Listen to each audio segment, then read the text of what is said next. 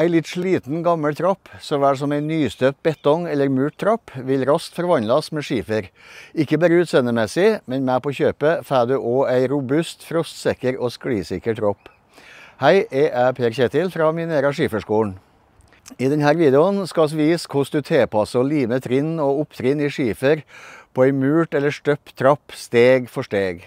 Produkter i denne videoen får du tak i hos din nærmeste stenforhandler. Du finner link til alle produkter vi har benyttet i denne videoen i beskrivelsen under. Det er viktig at du følger produsentens anvisning nøye når det gjelder blanding og bruk av produkter. Det første du gjør er å velge ønsket skiferformat og beregne mengde. Ta mål av trappa, både inntrinn og opptrinn. Mange foretrekker å ha et utstikk på inntrinnet. Husk i så fall å inkludere ca. 2 cm ekstra til det der. Opptrinn kan monteres over inntrinnet og bør i så fall ha klaring på ca. 1 cm både oppe og nede. Det må derfor tas hensyn til det når du beregner høgde på opptrinnet ditt. Noter det også hvor det skal være synlige kanter, fordi oss leverer synlige kanter med en kant som er håndhogd av våre stenhoggere.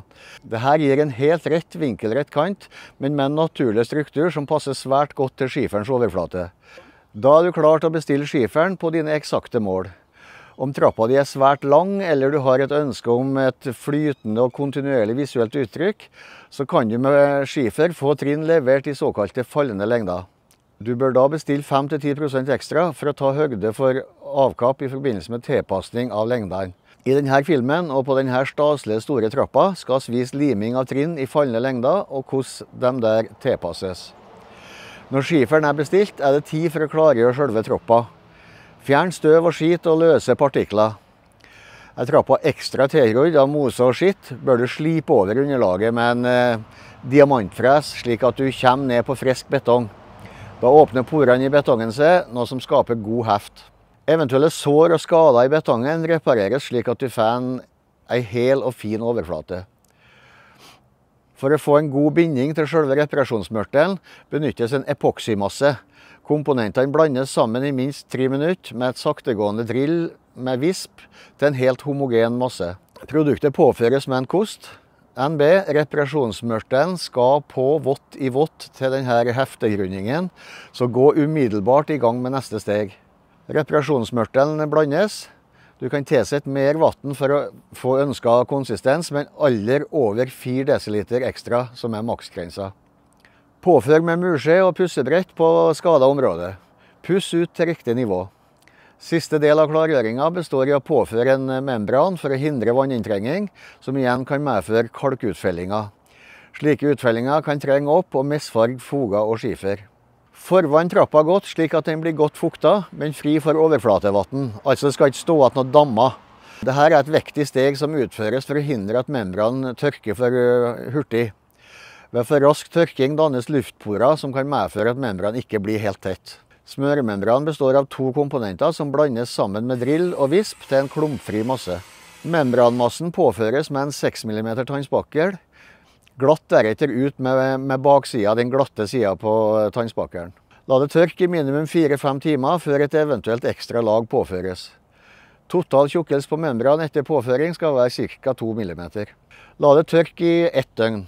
Da er selve trappa klar, og etter at du har fått skiferen levert, kan du begynne å tilpasse hver helle. Har du bestilt trinn på eksakte mål, kan du hoppe over dette steget og gå rett til selve liminga. Skaff deg en oversikt over lengdene du har tilgjengelig, og lag en grov plan for leggemønster. Målet er å oppnå en spredning i fugene samt utnytte materialet best mulig. NB, husk å beregne plass til fugene når du skal tilpasse lengdene. Lys oppdragsskifer som denne deler du enkelt på lengda med enkle manuelle verktøy, og så anbefaler derfor at du ikke bruker vinkelsliper. Du får et penere resultat og slipper støv og støy. Mål opp lengdene og riss et 1–2 mm dypt spor med en ripar eller rissenål. Merk på baksida hvor risset er plassert, og lag en markering.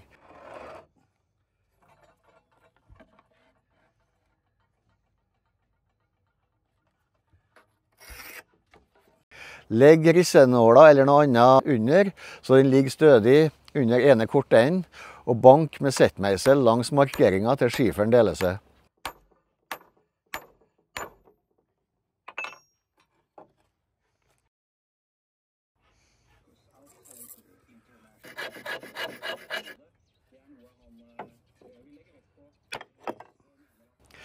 Nå som du har alle trinn og opptrinn på riktig mål, er det tid for å begynne å lime. Det er viktig å bruke et skiferlim som er tilpasset naturstein. Dette skiferlimet er et hurtigtørkende tokomponentlim, hvor begge enhetene blandes sammen ved hjelp av drill og visp til en klumpfri masse. Fordelen med tokomponentlim er at du er sikret optimal heft mellom underlaget og skiferen. Start med å lime alle inntrinn fra toppen og ned. Fjern alt støv på baksida på skiferen. Til påføring av limet bruker du en 10–12 mm tannsparkel. Påfør limet på betongunderlaget. Ikke ta for stort område i gangen. Limet skinner etter kun 25 minutter.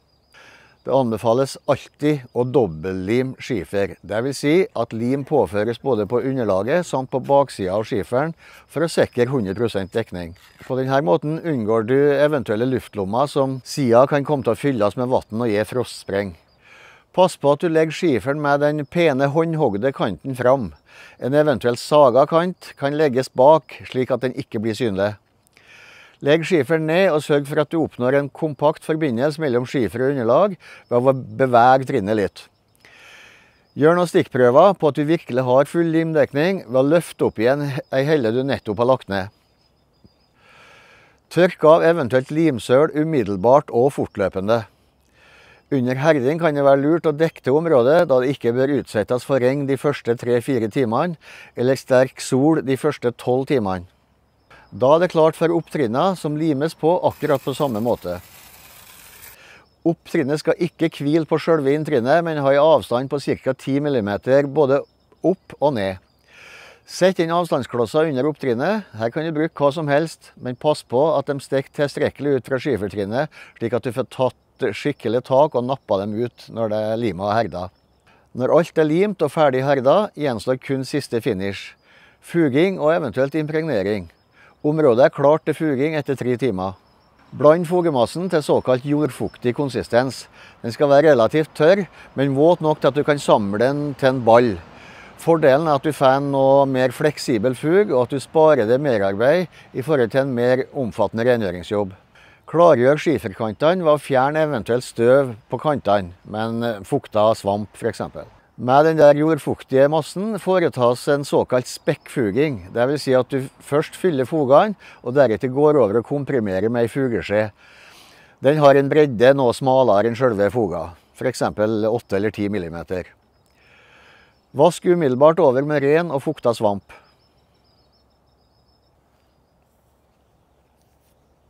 I overgangen mellom trapp og bygg kan det med fordel legges på en fleksibel masse. Det er viktig at du ikke benytter vanlig silikon, men en som ikke trenger inn i skiferen og gir permanent skjemmende fettstriper, såkalt silikonsmitte. Massen påføres med en vanlig silikonsprøyte. Fyll opp og glatt over med et fogestykke. La alt herde i ca. 24 timer. En av skiferens mange gode egenskaper er at den er selvrensende med litt hjelp fra vær, vind og tid. Om du ønsker, kan du imidlertid impregnere skiferen slik at den får et skjold mot alle typer flekker. Vi anbefaler å bruke en usynlig impregnering. Vær obs på at det finnes produkter på markedet som har en fargeforsterkende effekt, som dermed endrer skiferens naturlige uttrykk. Sjekk ut vår film om hvordan du impregnerer. Link her og i beskrivelsen under. Så enkelt altså limer du skifertrinn på en eksisterende murt trapp. Ønsker du en skriftlig monteringsveiledning av liming og tilpassing av skifertrinn, så finner du link til den også i beskrivelsen under. Takk for at du så på Minera Skiferskolen. Vi sees!